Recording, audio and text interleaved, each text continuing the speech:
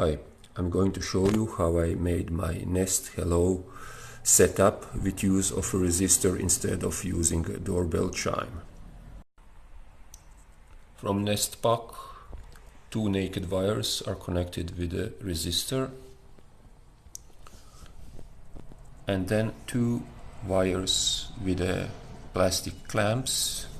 One red and white is connected to transformer, and the white is connected to a Nest Hello. And then from Nest Hello, brown wire goes to transformer. This is how it looks.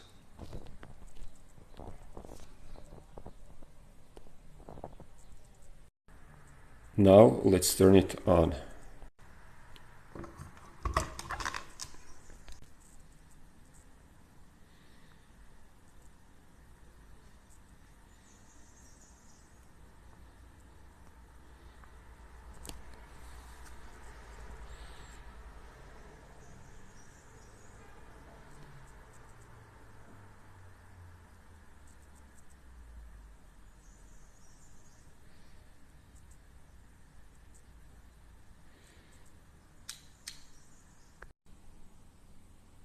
Let's try if it works.